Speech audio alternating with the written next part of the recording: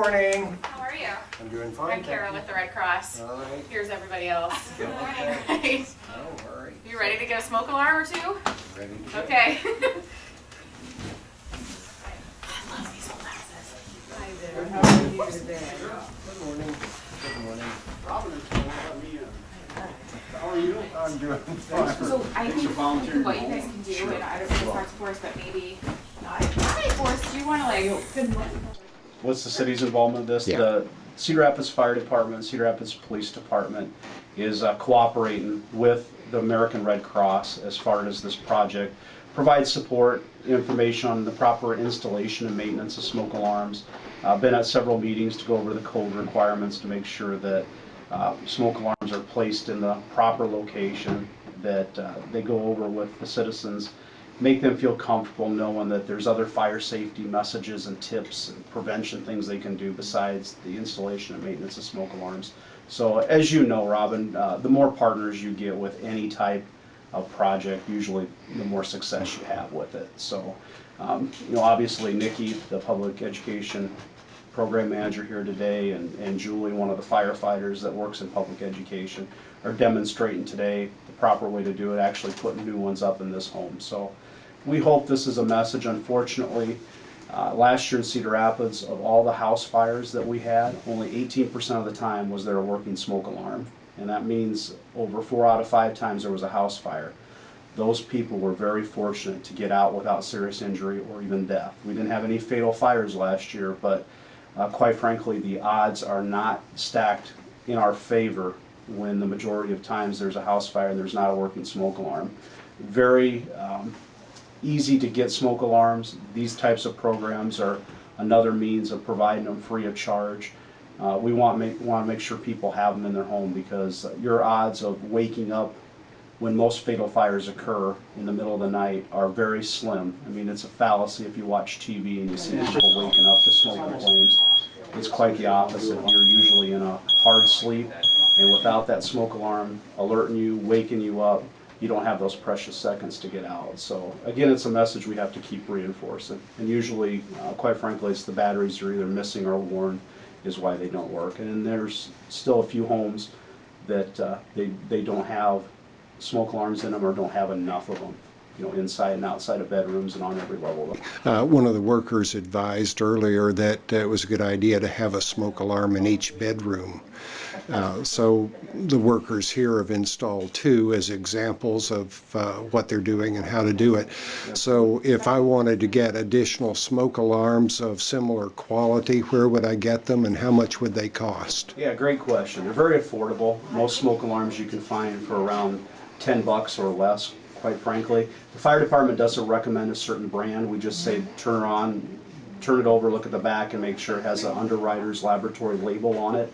It's a UL with a circle around it. It means it's passed independent testing that it'll go off in the event of a smoldering or fast burning fire.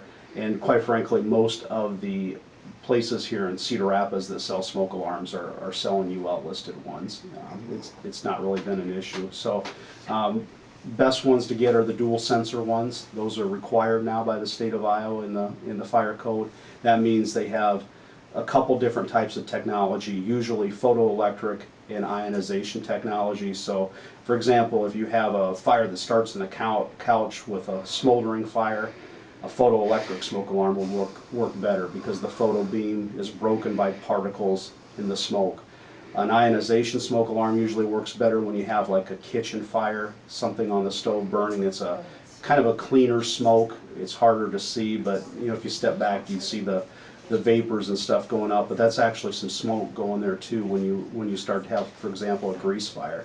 An ionization smoke alarm usually goes off quicker than a photoelectric one in that particular type of fire. So if you have a dual sensor, you usually are going to get that good warning. And then if you have an adequate number, your family has that benefit of being able to get out and have those precious seconds. Okay, thanks, Greg. No, thank you. Appreciate it. Tell me what it entails. It's really a multifaceted project, but the big portion of it is the going into homes and installing smoke alarms for free. Smoke alarms are the single most effective way to save lives if there's a house fire. So we feel going into the homes and installing them is the best way that we can help save lives.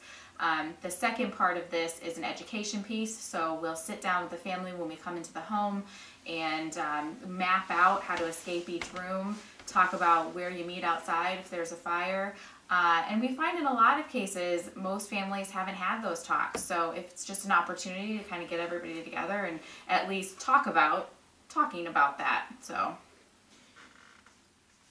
Sounds like you've got like a fleet of volunteers. You've got 4,000 fire alarms. Is that right? Right. We have 4,000 smoke alarms, 2,000 donated from the Iowa State Fire Marshal's Office, who they've been a huge supporter of the Red Cross and of this program, and then also 2,000 from the National American Red Cross, so from our organization headquarters in Washington. We have a little over, well, let's see, we have about 150 and 200 volunteers. We definitely could still use more, for sure. We're talking about reaching approximately 2,500 homes. That's a lot of homes, so the more people we have to go door to door, the more likely we'll get to more homes. But yeah, it'll be a lot of people walking up and down the neighborhood, knocking on doors and asking to install free smoke alarms. What do you think is going to be one of the challenges to this thing? I think we talked a little bit about it. You said maybe getting in some of those homes is going to be a hard thing. I mean, it is unnerving to have a group of 3 people you don't know come to your door, knock on the door, and ask if we can come in and check to make sure your house is safe. But we want people to know that, you know, the Red Cross does background check our volunteers, so there will be at least one person on each team who has been through an extensive criminal background check. We do work with reputable groups, so one of our largest partners in this is the Church of Jesus Christ of Latter-day Saints. So instead of the red Cross vest, you might see folks in yellow vests for Mormon Helping Hands. And we want people to know that you can trust those folks too. We really just want people to have their homes safe, and we want to save lives. So you guys are going to go, I mean, is there going to be teams that are going to spread out across Wellington Heights on Saturday, basically, and go door to door in different areas? And Yeah, our coalition team has a ton of maps. Each team has their own map with the list of homes or a map of homes of where they'll go. Some homes we'll get into, some we won't, and so then after lunch we'll probably redistribute those maps to make sure that we get to as many homes as possible. But yeah, each team has, I don't know how many homes they'll get, but I think right now we have between 25 and 30 teams, and we were hoping to have close to 60 teams of volunteers. So. if somebody wants to volunteer and help, because this is going to run tomorrow, so we'll have at least a day for people to still sign up. What should they do?